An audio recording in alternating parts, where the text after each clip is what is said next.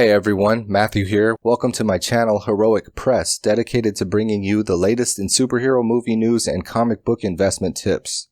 Disney Plus currently has an impressive number of animated Marvel shows on its streaming service. Among them are some excellent 90s cartoons like Silver Surfer, Fantastic Four, Iron Man, and of course Spider-Man and X-Men. Speaking of X-Men, Disney has had talks with now retired series producer Larry Houston about reviving the series. Houston wants the original cast to pick up right where they left off and considers X-Men one of the few projects he would happily come out of retirement for to work on. According to The Disinsider, the series is reportedly one of the most popular series on Disney Plus. Whether or not that show goes forward, we are getting a brand new animated series from Marvel next year.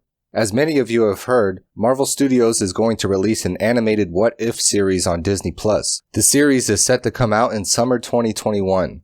Marvel has already revealed the premise of several episodes. Jeffrey Wright is going to voice Uatu the Watcher, who will act as a host narrating the events that take place. Many of the MCU actors are going to voice their own characters. Robert Downey Jr. as Iron Man, Chris Hemsworth as Thor, Michael Douglas as Hank Pym, Michael Rooker as Yondu, Jeff Goldblum as Grandmaster, Josh Brolin as Thanos, and Chadwick Boseman, rest in peace, as T'Challa are among the confirmed.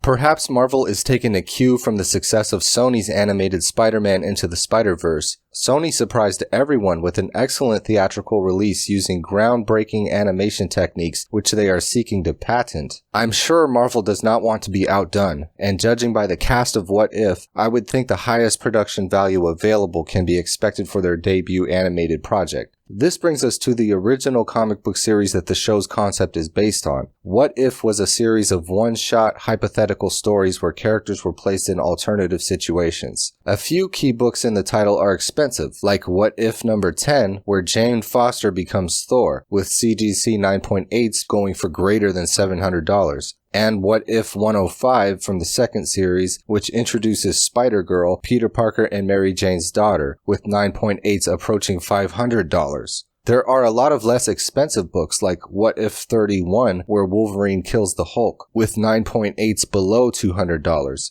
And What If 44 from the second series, where Venom bonds to Punisher, with 9.8s going for just over $100. There are tons of cool stories all through the first and second series which you can discover just by perusing through the issues from the links I'll provide in the description. Many of these will probably see a rise in price as the spotlight is drawn to the series from the show, but the issue that started it all was the number 1.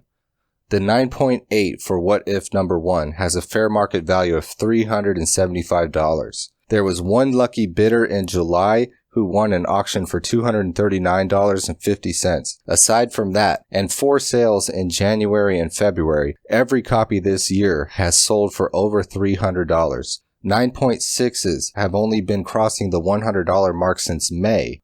Even though there are twice as many 9.6s, 278 in the CGC census, as 9.8s, which have 138, it might be worth getting a 9.6 if you can find one now for closer to $100. A solid 9.4 can be had for just under $100, and the 9.2 is right around $70 to $80. So don't dwell on what ifs. Get What If. There is still time to pick this book up. If the Disney Plus series is successful, there will certainly be more episodes as there is no lack of hypothetical stories that can play off of what's happening in the rest of the Marvel Cinematic Universe. From the looks of it for the long run, the prospects for this debut issue appear bright.